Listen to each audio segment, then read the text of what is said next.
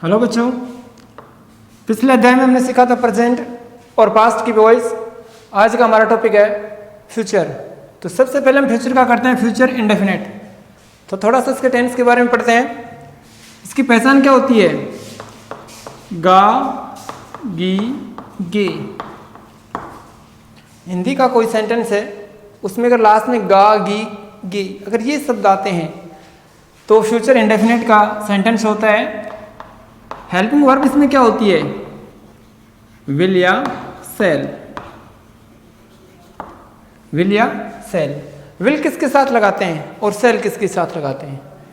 तो जो सेल है वो आई और वी यानी फर्स्ट पर्सन के साथ सेल लगाते हैं और बाकी के साथ विल। बाकी अन्य आपके कोई सब्जेक्ट होंगे, जो मेन वर्ड होगा उसके साथ विल और आई की और वी के साथ सेल। लेकिन मॉडर्न डे में हम क्या करते हैं, सभी के साथ विल लगाते हैं। सेल का बहुत ही कम यूज होता है। क्यों? क्योंकि आई और वी के साथ हमने देखा है कि जब कार्य डेफिनेट किया जाता है, पूरी पॉसिबिलिटी होती है 100%, तो हम आई और वी के साथ विल लगाते हैं। तो आप किसी भी सब्जेक्ट के साथ विल यूज कर सकते हैं, कोई प्रॉब्लम नहीं है। वर्ब, वर्ब कौन सी होती है इसमें? वर्ब की फर्स्ट फॉर्म होती है। वर्ब की फर्स्ट फॉर्म का प्रयोग करते हैं। आपका अफर्मेटिव वाक्य होता है, इसको बनाने का फॉर्मूला क्या है? सबसे पहले सब्जेक्ट करेंगे, उसके बाद में हेल्पिंग वर्ब, वर्ब की फर्स्ट फॉर्म, उसके बाद में ऑब्जेक्ट। ये अफर्मेटिव का है।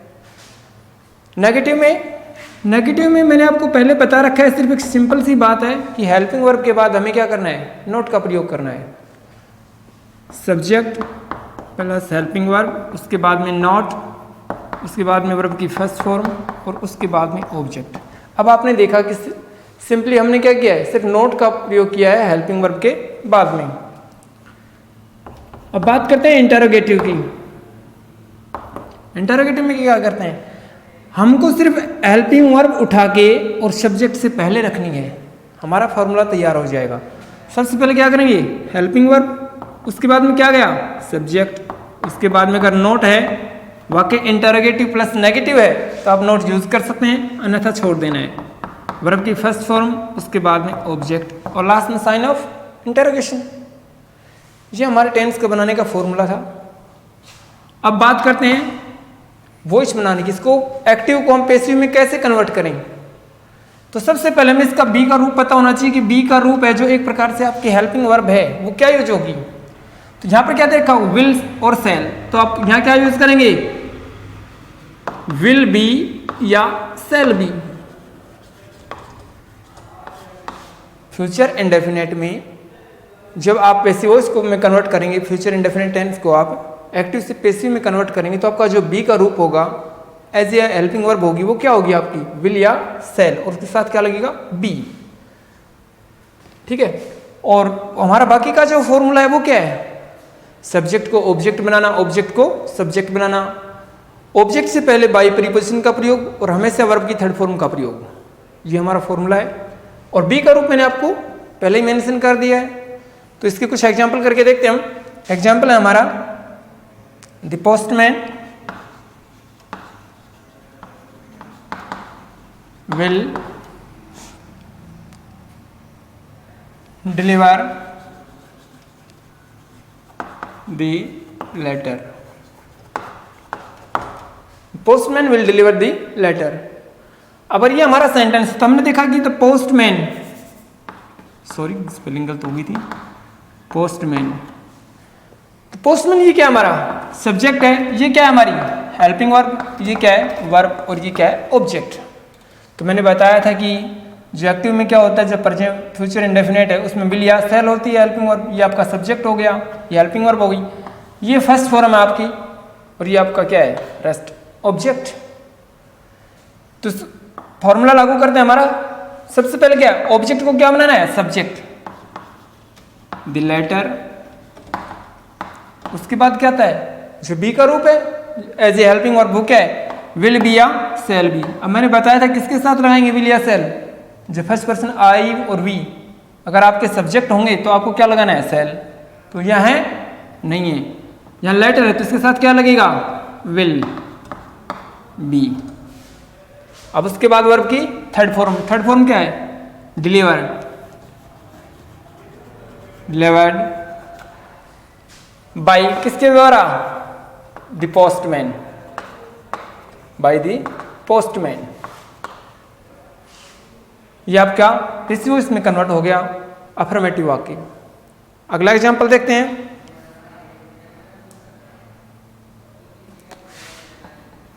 ही विल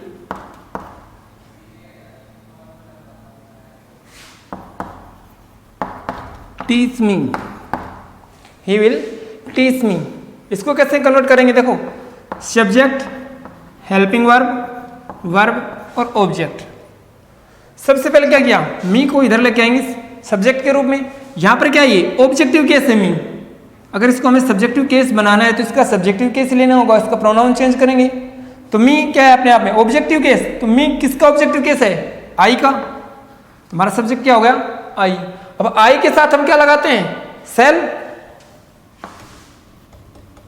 और साथ में बी। उसके बाद वर्ब की थर्ड फॉर्म टीच। देखो फिर बता रहा हूं, आई और वी फर्स्ट पर्सन होंगे तो आपको सेल का प्रयोग करना चाहिए, वो एक्टिव वॉइस में हो चाहे पैसिव वॉइस में हो।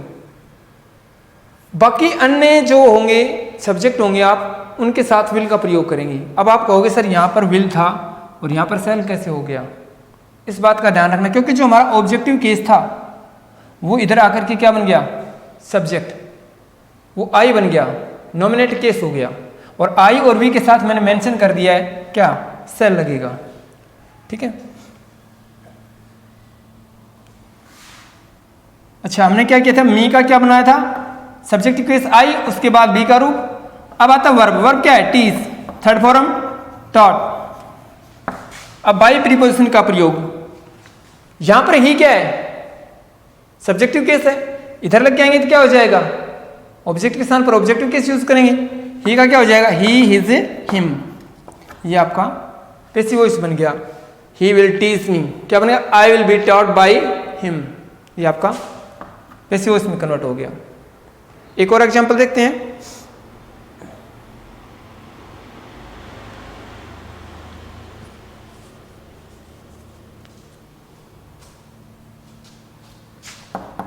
He will read the Gita. He will read the Gita. अब देखो, रीड पढ़ेगा, यहाँ ये किसी लेडीज का नाम नहीं है, बुक का नाम है। और बुक से पहले जो मैंने आर्टिकल कराए थे बताया था, जो होली बुक्स हैं उनके नाम से पहले दी लगेगा, प्रॉपर नाउन से पहले तो नहीं लगेगा। तो इसका मतलब ये पता लग गया हमें दी लगाने से कि भी प्रॉपर नाउन तो है नहीं, ये कोई नाम नहीं है, ये बुक का नाम है। तो सबसे पहले हम इसको इधर करेंगे, दी गीता। अब उसके बाद क्या आएगा? विल बी, जो हमारा बी का रूप होगा। अब वर्ब रीड की रीड, बाई किसके द्वारा? ही। सब्जेक्टिव केस है, इसको ऑब्जेक्टिव केस क्या हुआ? ही, हिज, हिम। ये इसका पैसिव वॉइस में कन्वर्ट हो गया फ्यूचर इंडेफिनिट का अफर्मेटिव वाक्य।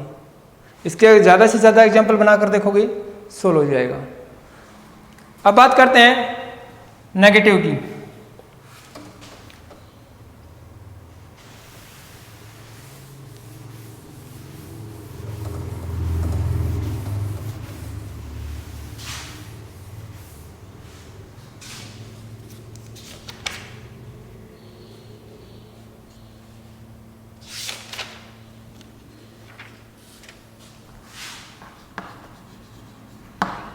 नेगेटिव में क्या होता है? मैंने बताया था सिर्फ और सिर्फ हेल्पिंग वर्ब यानी जो बी का रूप होगा उसके बाद सिर्फ नोट का प्रयोग होगा और कुछ नहीं करना है।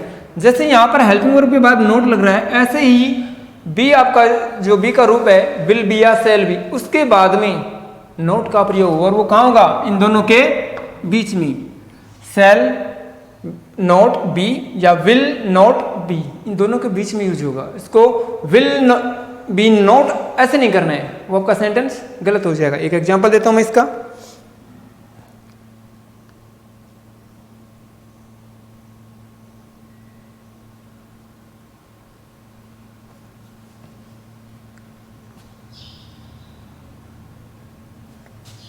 Nobody will catch you,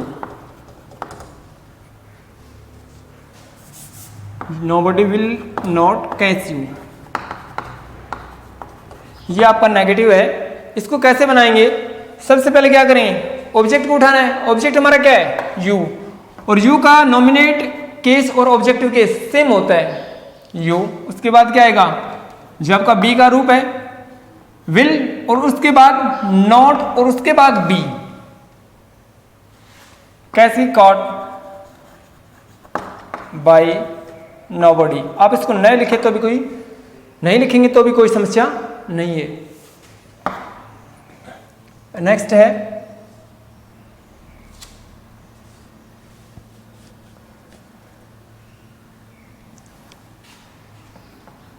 he will not kill the snake, he will not kill the snake। कैसे होगा? अब देखो, ये सब्जेक्ट है आपका, हेल्पिंग वर्ब, नॉट, वर्ब और ऑब्जेक्ट। ऑब्जेक्ट क्या आपका? The snake, the snake. अब क्या आएगा? बी का रूप विल, और नेगेटिव वाक्य है तो नॉट बी, क्योंकि बी का जिसके साथ जुड़ा हुआ है वो बाद में लगेगा। और किल की थर्ड फॉर्म किल्ड बाय, किसके द्वारा? ही का ऑब्जेक्टिव केस हिम। ये आपका कन्वर्ट हो गया पैसिव वॉइस में। अब आपका शेष रह गया है इंटरोगेटिव।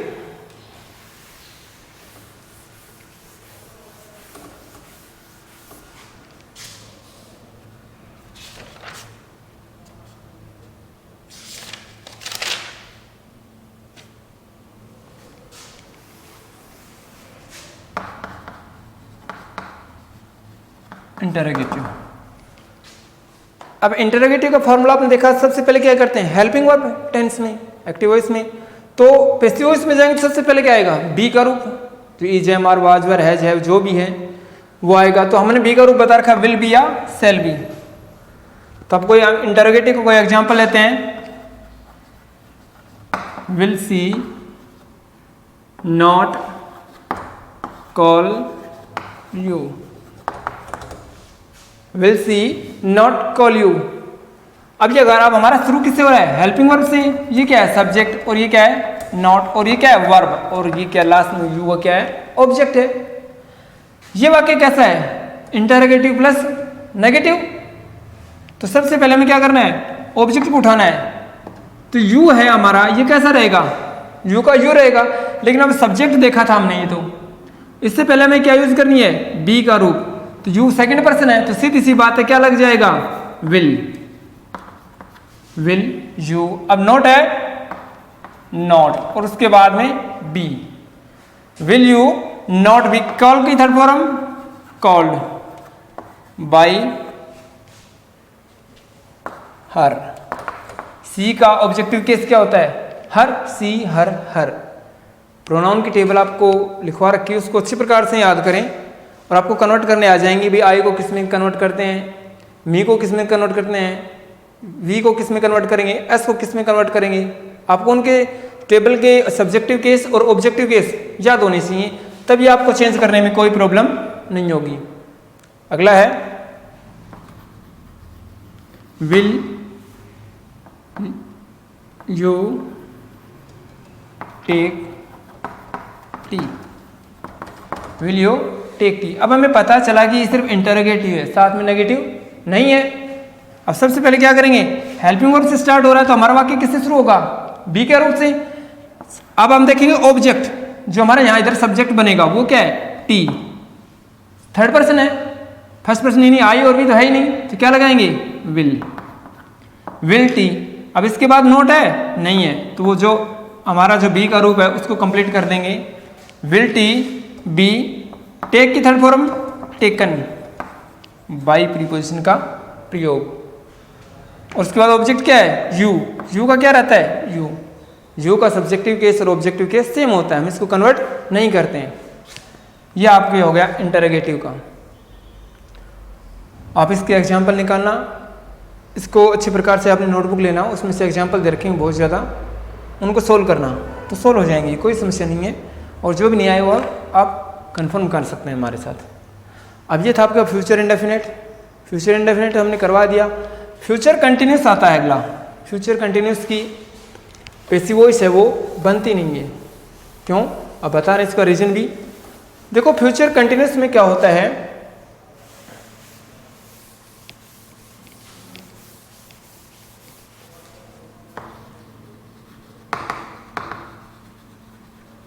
फ्यूचर कंटिन्यूस में रहा होगा, रही होगी, रहे होंगे। और हेल्पिंग वर्ब क्या होती है? विल बी या शैल बी।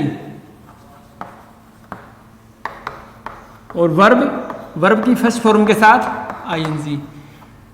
फ्यूचर कंटिन्यूस की पैसिव वॉइस बनती नहीं है। अब मॉडर्न टाइम में क्या चल रहा है, कैसे बना रहे हैं इसको? इसके साथ सिर्फ और सिर्फ बीन लगा के बना रहे हैं इसको। क्या लगा के? बीन लगा के। अगर आपको ऑप्शन में दे रखा है कि विल बी बीन, ऐसे दे रखा है, अगर चौथा ऑप्शन दे रखा है तो आप उसी पर जाना। वैसे इसकी बनती नहीं है बिल्कुल भी, लेकिन नहीं किसी बुक में किसी राइटर ने आज तक इसके बारे में बताया कि भाई ऐसा बनेगा इसका। अगर कुछ थोड़ा बहुत कुछ लिखा है तो वो बस यही है कि इसके साथ बीन लगाया जाएगा। और हम नॉर्मली यही पढ़ाते हैं कि भाई present continuous, perfect continuous, past perfect continuous, future perfect continuous और फ्यूचर कंटिन्यूस, इनकी जो वॉइस है वो कन्वर्ट नहीं होती है। तो ये था आपका टॉपिक आज का वॉइस का, प्रेजेंट, फ्यूचर, इंडेफिनिट का। और कंटिन्यूस का मैंने आपको बता दिया है किसकी बनती नहीं है। अब हमारा लास्ट रह गया है क्या?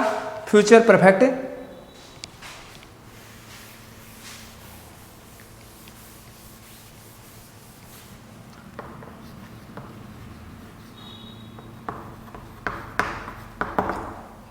आज हमारा लास्ट रह गया क्या है? Future perfect. इसकी बनानी सिखाएंगे आज आपको। तो फ्यूचर परफेक्ट में क्या होता है? फ्यूचर परफेक्ट के बारे में आज पढ़ेंगे। पीछे वाला टॉपिक आशा करता हूँ आपको समझ में आया होगा। फ्यूचर इंडेफिनेट का, कंटिन्यूस का मैंने उसके बारे में बताया। अब आ गया फ्यूचर परफेक्ट। आज सबसे पहले थोड़ा इसकी टेंस के बारे में पढ़ेंगे। इसके टेंस के बारे में कि इसकी पहचान क्या होती है, हेल्पिंग वर्ब क्या होती है, ठीक है। और उसके बाद हम इसको पैसिव वॉइस में कन्वर्ट करेंगे, ठीक है। तो पीछे वाले टॉपिक को अच्छी प्रकार से तैयार करें। आज के लिए काफ़ी।